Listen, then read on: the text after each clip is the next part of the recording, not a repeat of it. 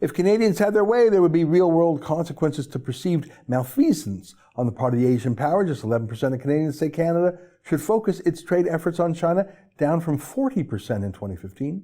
Further, 4 in 5 say Canada should bar Huawei from taking part in the building of the new 5G infrastructure in this country. Isn't that encouraging? That's exactly right. Keep China out of our 5G. Okay, let's show you some graphs. Here's one that shows the historic level of support. The first few years are from Pew Research, the later ones from Angus Reid. Isn't that interesting? Favorable views of China were well over 50% until about a decade ago. I think the more Canadians have got to know about China, the less we like it. Even before they kidnapped Michael Kovrig and Michael Spavor in late 2018, I think we just all sort of saw how China was militarizing, both internationally and against their own people. I think we saw how they were terrible polluters, and I mean real pollution. Dirty air, dirty water, dirty land, not just CO2. And I think Canadians really do care about civil rights for people, even as the Liberal Party and big business and the media all sort of stopped talking about those things. The rest of us couldn't help notice that China was not getting more liberal even as it got more rich. Felt a bit fascist in a way, didn't it? There really isn't a big difference region by region in Canada on these opinions. BC is the most supportive of China, 22%, with 72% being negative. Perhaps that's because of BC's larger Chinese-Canadian population, and they have a natural affection for their own homeland. Like I say, I think we have to boost Canadians who are Chinese but critical of the communist regime, just like we boosted Soviet dissidents who defected to the West during the Cold War.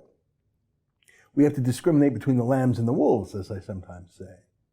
Here's a chart broken down by political party. I don't see the Bloc Québécois in here, which is too bad. I'd be curious what those voters say, but the other numbers are predictable. Conservative Party members are overwhelmingly negative towards China. Only 1% are very favorable, 6% mostly favorable, 26% are mostly unfavorable, and a whopping 63% just hate the Chi-Coms, as they used to be called. So add up the mostly and the very unfavorable, you've got 89%. I really don't think I've seen a number that big, other than for stopping the unlimited growth of immigration, which is probably related, actually. Liberals are anti-China too, just less passionate about it. Again, only 1% of liberals really like China. They have more soft support, 17%. Interesting that NDPers are a bit more likely to be unfavorable, very unfavorable to China than the liberals are. Maybe it's not significant given the sample size, but I think it might be because Trudeau's brand is so obviously pro-China. It's sort of part of being a Liberal member, whereas the NDP isn't branded that way, and there's still some NDP support amongst grassroots working class Canadians who know that their factories and other jobs are being outsourced to China. Now this next chart, a pie chart, is just amazing. It goes to the question, is China lying about the virus? 53% say yeah, obviously, and another 32% say yeah, probably. Literally only 2% of Canadians are adamant that China's telling the truth. So I guess that's Theresa Tam, Justin Trudeau, and Peking Patty, and the propagandists at the CBC who are working overtime for Beijing, bizarrely. You have to be really, really dumb or just plain on the Chinese government's payroll to believe that. And it won't surprise you that with numbers so lopsided, even liberals say China is lying. 12% of liberals believe China. But remember, those are people who voted for a failed drama teacher's PM, so they'll believe anything. Now let's get practical. What does this all mean? What should we do? I like this question. With what region should Canadians try to develop closer trade ties? So who should we do business with? China plunged from 40% just 5 years ago to 11%. Now, no one wants deeper trade ties with China. That's the bright red line on this graph. The U.S. number is up from 28% to 37%, which is good. We already have very close ties with America, of course. 52% say the European Union. Sure, why not? But it's a small share of our trade now that the U.K. is out of there, especially. That's the dark red number, which is up to 26%. I think maybe a lot of Canadians, when they answered, maybe forgot that the U.K. is out of the European Union now. But the main takeaway here is that people want nothing to do with China. I think that's good news. Here's a regional chart. Not too much interesting here. Then, of course, Alberta wants to focus on the U.S. That's where most of our oil sales go, and we need pipelines. And I thought it was interesting that so many people in the Atlantic support closer trade with the U.K. That's encouraging. Probably makes sense. They're the closest to it. Check this out.